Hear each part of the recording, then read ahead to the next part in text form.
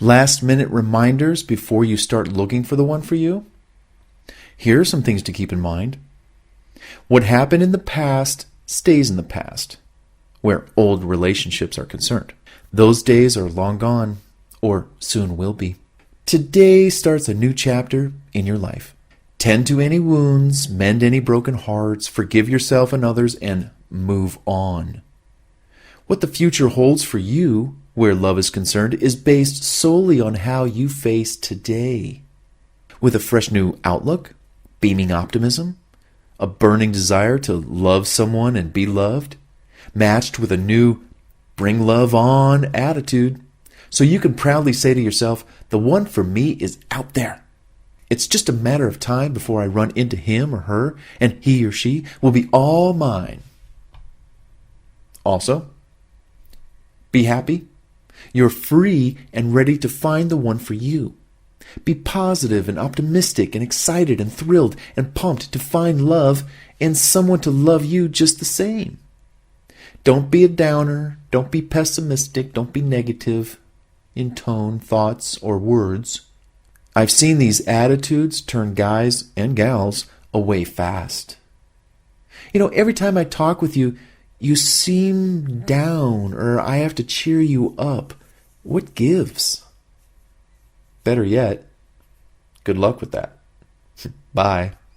Seriously, I actually was talking to a gal, and every time I talked to her, she seemed kind of like negative, like down, just like, ooh, I'm not paid to be your therapist, so goodbye.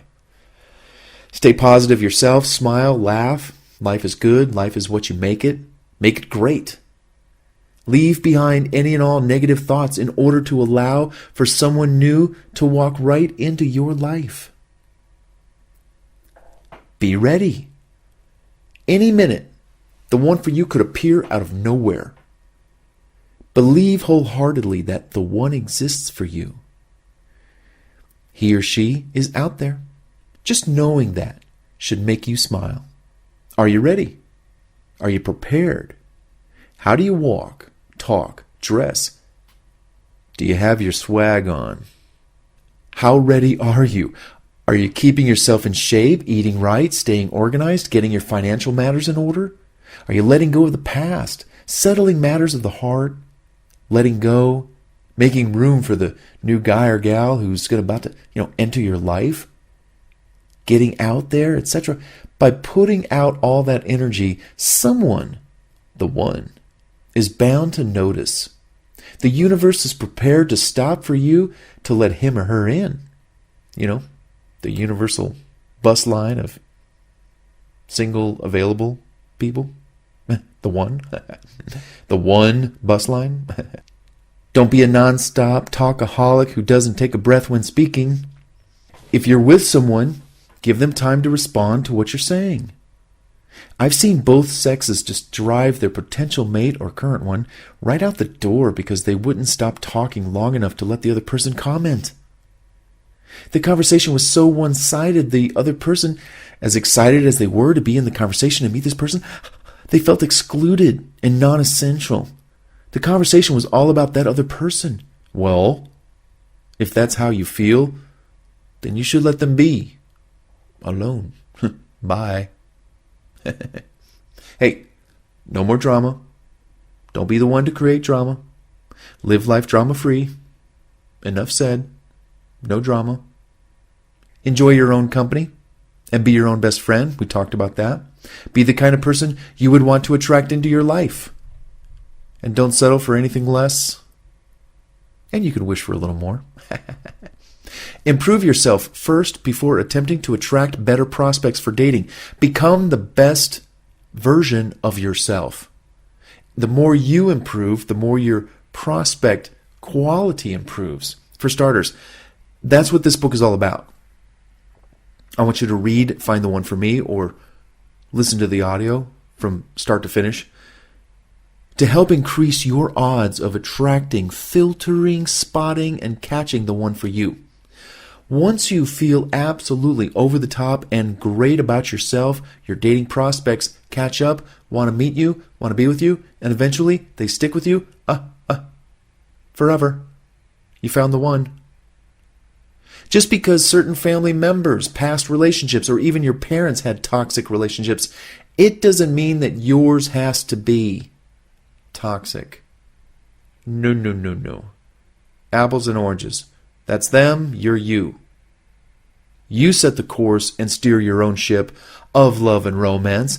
They didn't. They made their decisions based on their experiences and levels of mentality and whatever the heck was going on in their world, in their mind.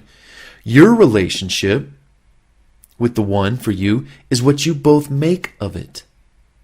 Two people with their own ambitions to start a new life together. Someone else might blow it.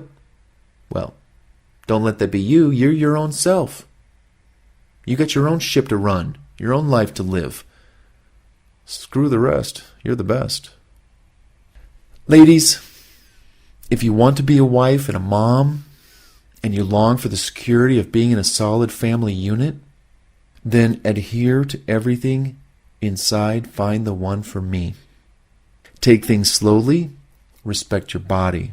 Consider your age, your health, the time it takes to have and raise children, and the memories you'd like to enjoy parenting them. Start working towards that sooner than later. When women reach a certain age, the prospects for men start to get smaller. 1/3 are already married, another 1/3 are divorced or on their way out or not looking to get married so soon, while the other remaining third are either playing the field or they're single, or the pickings for them are much more broader. They have more selection, and they don't have to be so picky, and they're not so desperate. So, the same goes for men, though, to a certain degree. As men age, the ability to achieve certain milestones in their life, like husband, father, they become difficult and a little different versus, when they were younger in their 20s and 30s. So internally, we all need to weigh the facts and the responsibilities and the realities of our decisions going into the future. How old do you want to be when your kids graduate or even enter high school? Do the math, work it backwards, and chart your course wisely for finding the one sooner than later. You don't want to be 55 years old and the kid's just entering high school. Imagine the potential health problems you might incur when you reach the age of 55 or older, and your kid's going through the most vibrant time of his life. Simplify your life, clean house, put your affairs in order. Don't think someone will save you from your mess. Instead, he or she might just run in the opposite direction. If you need help in these areas, ask it from friends, family, or seek professionals to come and help you with organization or time management or whatever you need. Take the steps to get up and out, declutter your life. Stand by your principles, morals, and your ethics. And if you don't have any, get some. Don't lower them just to secure the one for you or somebody just because you're desperate to be in a relationship. You never know. This person you think is a lot of fun might land you in jail or worse. We've all heard the horror stories of men and women, for example, who experienced jail time or got a felony but were released just because the guy or gal they were in a relationship with maybe dabbled in something illegal. You got to be careful. There's a lot of craziness out there. Do you need a timeout? If you've been dating nonstop for years, why not give yourself a break? Create a little distance between romances and spend a little time reinventing yourself. What do you really want out of life and love? Do you have hobbies? When reinventing yourself, consider these ideas for picking up a new hobby. They'll make you more attractive to the one you're trying to attract. They'll make you more interesting. You'll have a lot to talk about, or at least to exhibit. So, learn to play an instrument and actually master it. Read more fiction, nonfiction, history, and self-help. Meditate, relax, and chill out more often. Exercise, get a massage. Treat yourself to a spa day. often. Learn a new language, skill, or trade. Go back to school if you want for a new degree or to complete one. Do it online. Take a class, attend a workshop, seminar, or a retreat. Treat yourself. Learn. Write a book. Start a blog. Start a video channel. Travel. See new places. Visit foreign lands. Learn to cook new and exotic dishes with the help of my cookbook, bartscookbook.com. Try something you've absolutely never tried before and be surprised at who you meet in class. Now, for those whose childhoods weren't perfect, guess what? Those days are over. You're an adult now. Don't forget that inner child in you, or forget, how to play, have fun, smile, laugh, stay out late, party all night, sleep in, do your own thing.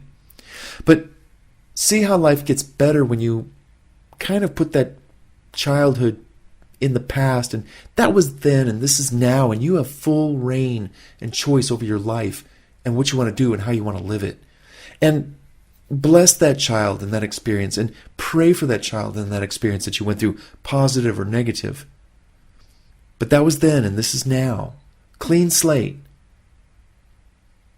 Also, there are two types of love to watch out for. There's romantic love, which endures a lifetime if you're one of the lucky ones to have found it, which you might. And then two, there's passionate and obsessive love or lust, which quickly fades after, an initial startup of a relationship. So be mindful of that. Love and romance, spiritual love versus flesh, physical lust, obsessive love. Got to be careful. Also, listen to your heart versus your mind. I've talked about this in other books of mine. We have to learn to trust our instincts and lead with our intuition and our gut. We shouldn't always listen to that voice in our head that says, hey, I'm just not feeling comfortable with this. Or, you might not be the one. I'm out of here. When really there are probably some good signs that this person could be good for you and actually has potential. So give them a chance. Or the opposite is true. You may want to go after that, ladies, you might want to go after that hunk or that bad boy. Yeah. But in your heart and in your gut, it's not the right move. And you're going to just wind up in that vicious cycle again. And it's not going to pay off. No. And lastly, be observant as to how you talk to yourself when you start to get close to someone and making that commitment. Do you always kind of talk yourself out of good things when they happen to you? If you sense something isn't right, do you get out right away? Don't be a doubter, because it's a pattern that you might not be aware of. Are you talking yourself into a relationship or out of it? Give your dating prospects a chance. If you have to persuade yourself in a relationship, then it's probably not right for you. But don't let fear or past experiences get in the way of discovering a perfect fit with the one for you, potentially. Hang out with them a little bit. And you know what? Even if somebody's not really your type, per se, but they show interest in you, spend a little time with them. Enjoy the flattery. Enjoy just getting to know somebody who's maybe going to talk a lot about your qualities and what they like about you. That's kind of like good reinforcement for your heart and your confidence in you and how you think about yourself and feel about yourself. You might not marry this person. You may not even go out on the next date. But you might be helping them to kind of enjoy a little time with someone that they like. And, hey, I just appreciate us going to lunch.